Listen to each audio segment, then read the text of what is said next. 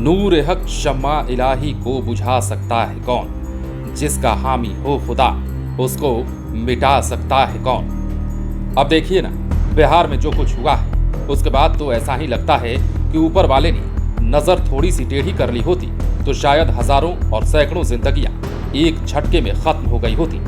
लेकिन ऐसा नहीं हुआ, और ऐसा नहीं होने के पीछे का कारण सिर्फ बिहार का रहने वाला एक आदमी है। अब इस इंसान की चर्चा करना भी इसलिए जरूरी है क्योंकि इसी आदमी की वजह से कई लोगों की जान बच गई है, वरना आज सब खत्म हो गया होता और हम और आप मिलकर किसी और खबर के ऊपर चर्चा कर रहे होते। दरअसल हमने आपको खबर बताई है कि बिहार में पवन एक्सप्रेस ट्रेन में क्या क्या हुआ है, लेकिन फिर से जान लीजिए, ट्रेन का पहिया टूट जाने के बाद भी 10 से 12 किलोमीटर तक इसे चलाया जाता है। शायद किसी ने इस बात पर ध्यान नहीं दिया कि क्या हो रहा है और क्या हुआ है, लेकिन लोगों की भीड़ में बैठा एक यात्री जिसकी निगाह ट्रेन के पहिए पर जाती है और उसकी सूझबूझ के बाद कुछ ऐसा होता है जो अगर नहीं हो पाता तो पता नहीं क्या क्या हो जाता। दरअसल बिहार के वैशाली जिले में दरभंगा से मुंबई जा रहे एक यात्री की सक्रियता से बड़ा रेल हादसा टल गया, नहीं तो उड़ीसा के बालासोर जैसी घटना बिहार में हो सकती थी। जयनगर से मुंबई के लोकमान्य तिलक टर्मिनल जाने वाली पवन एक्सप्रेस जैसे ही मुजफ्फरपुर से खुली, वैसे ही ट्रेन से आवाज आने लगी, जिसकी भनक ना तो ट्रेन के ड्राइवर को लगी और ना ही ट्रेन के गार्ड को। लेकिन ट्रेन के S11 बोगी में सफर कर रहे दरभंगा के राजेश दास को कुछ एहसास हुआ, लेकिन जब तक वो कुछ समझ पाता तब तक ट्रेन भगवानपुर स्टेशन तक पहुंच चुकी थी।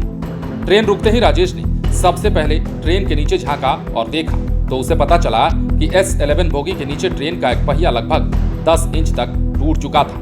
वो ट्रेन के ड्राइवर को जब तक कुछ बता पाता तब तक ट्रेन फिर से खुल गई, लेकिन राजेश ने इस घटना की जानकारी ट्रेन में सफर कर रहे अन्य यात्रियों को दी और चेन पुलिंग करने का आग्रह किया, जिसके बाद एक यात्री ने चेन पुलिंग की और जब ट्रेन रुकी तो पहिया टूटने की जानकारी ट्रेन के ड्राइवर और अन्य कर्मियों को दी गई।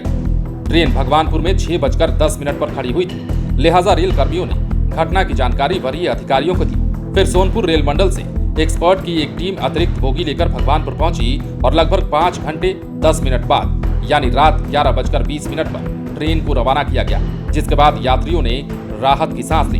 बता दें कि अगर समय पर यात्री ने सक्रियता नहीं दिखाई होती तो बड़ा रेल हादसा हो सकता था।